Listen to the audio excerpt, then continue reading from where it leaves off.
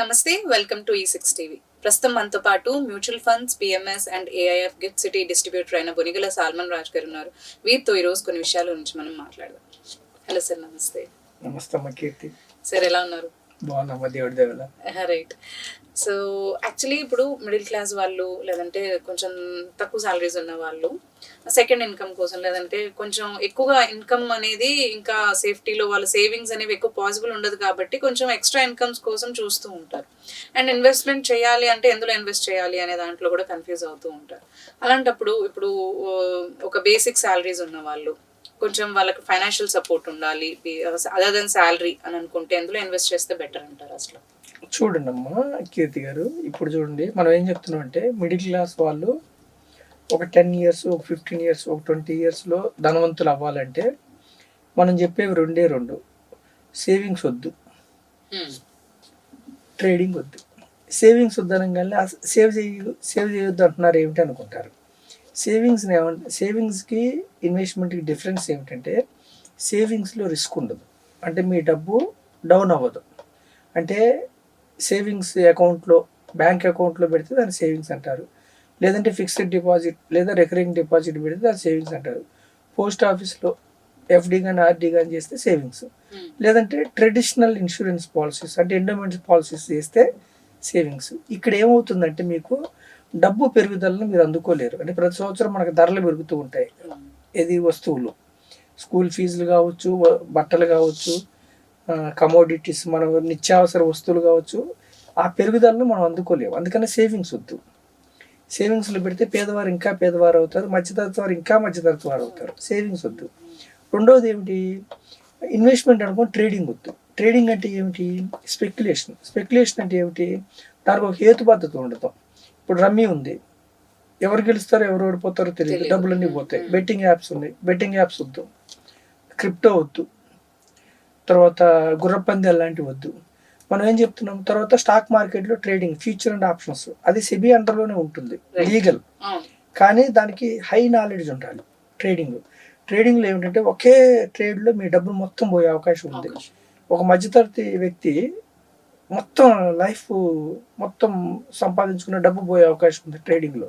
Trading వద్దు. మనం ఏమంటున్నాం అంటే ఇన్వెస్ట్మెంట్ చేయమంటున్నాం. ఇన్వెస్ట్మెంట్లో హేతుబద్ధత ఏమిటంటే, ఇన్వెస్ట్మెంట్ కూడా మనం ఏమంటున్నాం అంటే ఈక్విటీస్ని పరిశీలించని అంటున్నాం. ఈక్విటీస్ అంటే ఏమిటంటే కొన్ని కంపెనీస్లో ఓనర్స్ అవ్వండి. మనం ఏం చేస్తామంటే ఎకానమీలో, మన దేశ ఎకానమీలో కన్సూమర్గా ఉంటాం కానీ ఓనర్గా ఉండండి. ఇప్పుడు మనం బ్యాంక్స్లో లోన్స్ తీసుకుంటాం, వడ్డీలు కడుతూ ఉంటాం, కానీ బ్యాంక్స్లో ఓనర్స్ అవ్వండి. మనం హాస్పిటల్స్కి వెళ్తాము, లేదంటే మందులు వాడుతూ ఉంటాం, ఆ ఫార్మా కంపెనీస్లో ఓనర్స్ అవ్వండి. మన పిల్లల్ని చదివించినప్పుడు మనం ఏం చేస్తాం, పెద్ద పెద్ద సాఫ్ట్వేర్ కంపెనీస్లో, టెక్నాలజీ కంపెనీస్లో ఉద్యోగం రావాలని కోరుకుంటాం, కానీ ఆ కంపెనీస్లో ఓనర్స్గా ఉండండి. Steel companies, cement companies, textile companies ఒకటి కాదు. అంటే మనం ఏం చెప్తున్నామంటే ఒకే రంగం కాకుండా కొన్ని కంపెనీస్లో మీరు 100 రూపాయలు పెట్టే వాళ్ళైనా కానీ ఎకానమీలో ఓనర్స్ అవ్వండి. ఇది ఇన్వెస్ట్మెంట్. అయితే ఇన్వెస్ట్మెంట్లో ప్రాబ్లం ఏమిటంటే ఇన్వెస్ట్మెంట్లో రిస్క్ ఉంటుంది. ఇన్వెస్ట్మెంట్లో గ్యారంటీ రిటర్న్స్ ఉండదు. ఓనర్కి గ్యారంటీ రిటర్న్ ఉండదమ్మా. సేవింగ్స్లో ఏంటంటే మీకు గ్యారంటీ ఉంటుంది కానీ తక్కువ వస్తుంది. ఇన్వెస్ట్మెంట్లో ఏంటంటే నాన్ గ్యారంటీ కానీ దీర్ఘకాలంలో మీకు వెల్త్ క్రియేట్ అవుతుంది. ఇన్వెస్ట్మెంట్లో రిస్క్ ఉంటుంది. సో మనం ఏం చెప్తున్నామంటే రాత్రే ధనవంతులు కాలేరు, కానీ పుట్టడం ఎలా పుట్టినా, చదువుకునే వారికి ఎలా చదువుకున్నా ఇబ్బంది పడ్డా, ఒక నెక్స్ట్ 15 to 20 yearsలో ఒక మధ్యతరగతి వ్యక్తి ధనవంతుడు అవ్వాలంటే మీరు కొన్ని కంపెనీస్లో ఓనర్స్ అవ్వాలి. అంటే ఎకానమీలో మీరు కన్జ్యూమర్గా మాత్రమే కాకుండా ఎకానమీలో మీరు ఓనర్షిప్ తీసుకోండి. ఈక్విటీస్, మళ్ళీ ఈక్విటీస్లో కూడా చాలా ఉంటాయి, అంటే తెలుసుకొని పెట్టాలి మీరు. అంటే ఇక్కడ మనం ఈక్విటీస్లో కూడా ఏం చెప్తున్నామంటే ఒకే కంపెనీలో ఓనర్షిప్ కాకుండా మీరు ఎంత చిన్న అమౌంట్ పెట్టిన వారైనా కానీ బంచ్ ఆఫ్ కంపెనీస్, అంటే ఒక 30, మీ డబ్బుని 30 కంపెనీస్లో మీరు ఓనర్స్ అవ్వాలి, ఒక 50 కంపెనీస్లో ఓనర్స్ అవ్వాలి. అయితే దీర్ఘకాలం ఉండాలి. షార్ట్ పీరియడ్లో మీకు వెల్త్ రాదు. ఇక్కడ భరించాల్సింది ఏమిటంటే పెయిన్. ఎకానమీలో మనకి కంపెనీస్లో ఓనర్షిప్ తీసుకున్నప్పుడు కొన్ని సంవత్సరాలు మీకు నెగిటివ్ రిటర్న్స్ కూడా వస్తాయి. చాలా ఫ్యాక్టర్స్ డిపెండ్ అయి ఉంటాయి. కంపెనీ యొక్క లాభాలను బట్టి ఆ కంపెనీ వాలటాలిటీని తట్టుకొని వాలటాలిటీని నిలబడగలగాలి తట్టుకోవాలి. మ్మ్. మ్మ్. ప్రపంచవ్యాప్తంగా జియో పొలిటికల్ ఇష్యూస్, ఇష్యూస్ అలాగే కంపెనీ యొక్క ప్రాఫిట్స్ని బట్టి, ఓకేనమ్మా, రైట్. ఎన్నో అంశాలు ఉంటాయి. ఇవి అర్థం చేసుకోవాలి. ఎప్పుడు కూడా ఒక ఒక ఫైనాన్షియల్ ప్రొఫెషనల్, లేదంటే ఒక డిస్ట్రిబ్యూటర్, లేదంటే ఒక అడ్వైజర్, రిజిస్టర్డ్ ఇన్వెస్ట్మెంట్ అడ్వైజర్ అంటే వాళ్ళు ఎందుకంటే ఎప్పుడు కూడా మీకంటే ఎక్కువ నాలెడ్జ్ ఉన్న వాళ్ళతో సలహాలు మీరు తీసుకుంటే మీరు డబ్బులు నష్టపోకుండా కరెక్ట్. దీర్ఘకాలంలో మీరు సంపద సృష్టించుకోవడానికి అవకాశం ఉంది.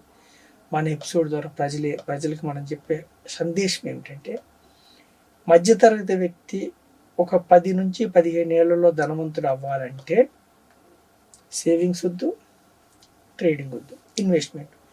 మీ దగ్గర పెద్ద మొత్తంలో డబ్బులుంటే కమర్షియల్ రెంట్ వచ్చే real estate very good. Real estate మనం యాంటీ కాదు. ఎకానమీలో టాప్ మోస్ట్ జీడిపిలో రియల్ ఎస్టేట్ కీలకం. కానీ మధ్యతరగతి వారు, చిన్న వ్యక్తులు ధనవంతులు అవ్వాలంటే, కొంచెం కొంచెంగా ఇన్వెస్ట్ చేసుకుంటూ కూడా ధనవంతులు అవ్వాలంటే ఓనర్షిప్ ఇన్ ది ఎకానమీ, ఇది మనం ప్రమోట్ చేస్తాం. రైట్. అది ఎలా తీసుకోవాలి అంటారు? ఏం లేదమ్మా, స్టాక్ మార్కెట్లో రావడానికి మంచి మార్గం, కంపెనీస్లో ఓనర్షిప్ అవడానికి మంచి మార్గం. మీరు బిగినర్ అయితే ఒకటి ఇండెక్స్ ఫండ్స్, లేదా డిమాట్ అకౌంట్ ఉంటే ఈటీఎఫ్, ఓకే. లేదా డైవర్సిఫైడ్ ఈక్విటీ మ్యూచువల్ ఫండ్స్.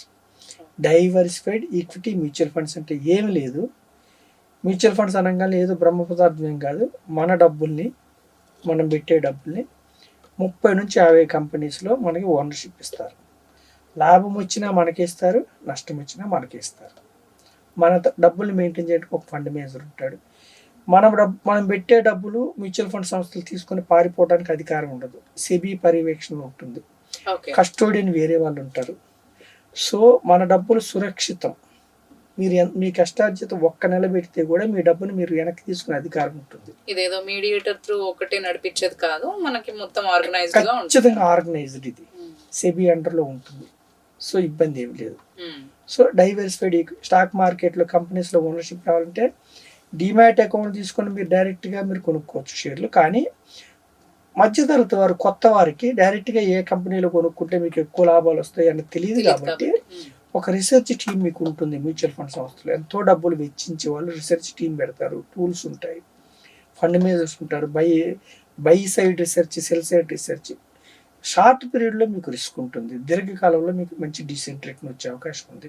హేతుబద్ధత ఏమిటంటే 100 పాయింట్ల దగ్గర స్టార్ట్ అయిన సెన్సెక్స్ ఈరోజు సుమారుగా 83,000, 84,000 అంటే ₹1,00,000 ఎవరైతే సెన్సెక్స్లో పెట్టారో ఇంట్లో నిద్రపోతున్న 8,40,00,000. ఏం చేయకపోయినా, ఏం తెలియకపోయినా గుడ్డిగా సెన్సెక్స్లో పెడితే 45 సంవత్సరాల్లో 8,40,00,000.